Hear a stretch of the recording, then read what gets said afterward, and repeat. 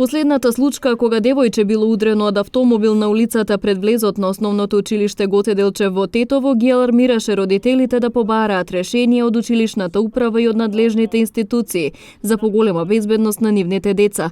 Тие реагираат дека тротоарите се узурпирани и има голема раздвиженост од автомобили, особено во времето кога учениците одат или се враќаат од часовите.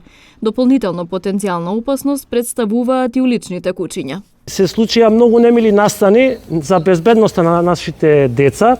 Имено се работа за сообраќајниот хаос, бидејќи нашите деца нема кај да поминат, нема тротоар, фактички.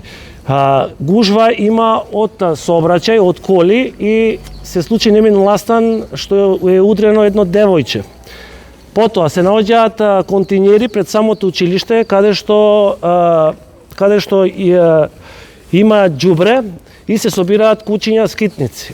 Денеска имавме состанок и со директорката на кој беше укажано овие ситуации.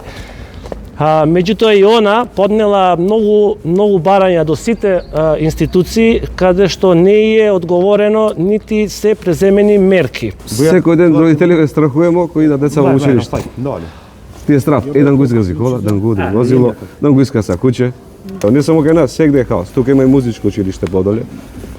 Не можат да поминат. Газимо преку смет, се базиш од коли, не знам што да кажам, значи страшно. Бараат регулирање на сообраќајот и зголемено присуство на полициски службеници, како и дислокација на контейнерите. Во спротивно најавуваат бојкот на наставата или блокади. Да се преземат мерки да се отстранат контейнерите, да се затвори улицата или да се пренамени во еднонасочна и во гушвата од 12 часот во периодот кога излегуваат и кога влегуваат децата да биде затворена за сообраќај. Да се забрани строго за тешки товарни возила, како што гледате проаѓаат и тешки товарни возила. Од општина Тетово велат дека ќе ги разгледаат барањата и доколку се покаже дека е потребно и оправдано, ќе се воведе еднонасочно движење на возила на улицата Иво Лола Рибар, по претходна согласност од СВР Тетово. Од полицијата пак најавија дека наредните денови дополнително ќе се засили полициското присуство. Според нив круцијален проблем е неадекватната инфраструктура во тој дел од Тетово, која не одговара за постоечката и идна поголема фреквенција на возила и луѓе.